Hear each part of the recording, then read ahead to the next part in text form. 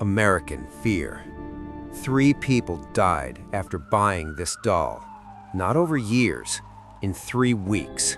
And right now, there are 12 more listed online. Someone's gonna buy one today. Maybe it's you. This is Robert the doll, and if you bring him home, you won't be alone anymore.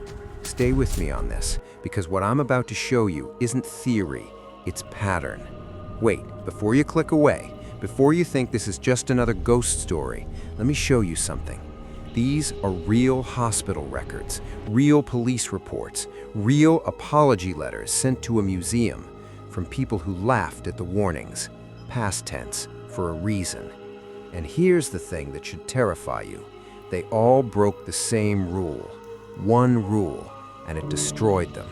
I'm going to tell you what that rule is, but first, you need to understand something. This doll, he wasn't born evil. He was made that way. And the person who made him knew exactly what she was doing. Let's go back to where it started. 1906, Key West, Florida. A boy named Robert Eugene Otto gets a gift, not from his parents, from a servant, a Bahamian woman who practiced something the family didn't understand, didn't respect. She'd been mistreated, humiliated, thrown out like garbage. So before she left, she made something, a doll, 4 feet tall, stuffed with straw and Spanish moss, dressed in a little sailor suit, button eyes, stitched smile, and she whispered something into it before she handed it to the boy. Nobody knows what she said, but Robert Eugene loved that doll, named it after himself, Robert, took it everywhere, slept with it, talked to it for hours. And that's when his parents started hearing things. 2 voices coming from his bedroom, one high-pitched, childlike, the other deeper, raspier, wrong. When they burst into the room, Robert Eugene would be standing there, trembling. "Robert did it," he'd say. When furniture was smashed, when the neighbor's cat went missing, when his little sister woke up screaming about the doll standing over her bed, Robert did it. His parents tried to take the doll away once. Robert Eugene convulsed, screamed until he vomited, clawed at his own face, like something was being ripped out of him. So they let him keep it for decades. Even as an adult, a grown man, Robert Eugene kept the doll in the attic, in a rocking chair, by the window. And neighbors started seeing things. The doll moving, window to window, when nobody was home. Robert Eugene died in 1974. The doll stayed in the house. New family moved in.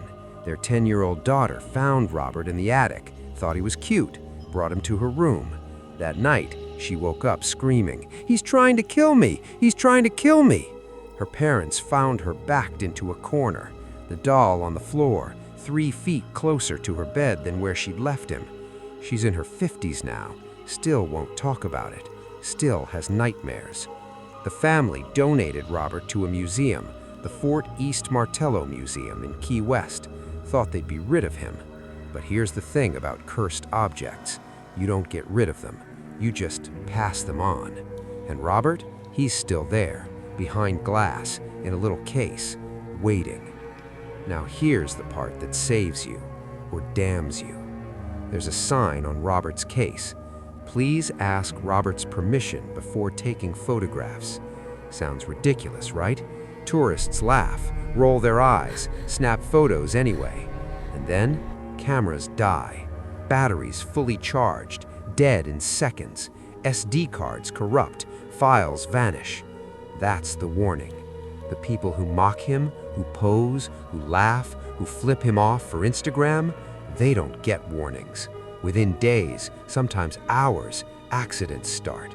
Car crashes on the drive home, sudden illnesses with no diagnosis, relationships explode overnight, houses catch on fire, and the museum gets letters, hundreds of them, every year. Apology letters from people around the world, desperate, begging. "Dear Robert, I'm sorry, I didn't mean to disrespect you. Please make it stop." The museum has an entire archive, stacks of handwritten pleas from people who broke the rule, who thought they were special, who thought the stories were exaggerated. and now they know better. So what does Robert teach you? Here's the truth. Fear isn't always irrational. Sometimes that sick feeling in your gut, that's not anxiety, that's your survival instinct. Thousands of years of evolution screaming, "Danger! Walk away!" The micro-habit isn't about dolls. It's about listening when something feels wrong, even when you can't explain why. See something at an estate sale that makes your skin crawl? Leave it. Find an old object that feels heavy? Don't bring it home. Get that pit in your stomach around someone? Trust it. Because here's what the apology letters prove. Ignoring that feeling once, you're reckless. Ignoring it twice, you're the pattern. And patterns don't break, they repeat until they consume you. If you ever see a doll that looks too old, too still, too aware, leave it where it is. Don't touch it, don't buy it, don't bring it into your house. And if you're ever in Key West, standing in front of Robert's glass case, ask permission, out loud, mean it. Because some rules aren't superstition, they're survival. If this got under your skin, and it should have, subscribe. Because next week, I'm showing you the one object already in your house that's inviting negative energy. It's in your bedroom. You look at it every day, and you have no idea what it's doing to you. See you then. One last thing. If you watched this whole video, Robert knows. He's seen your face, and he never forgets. Sleep well.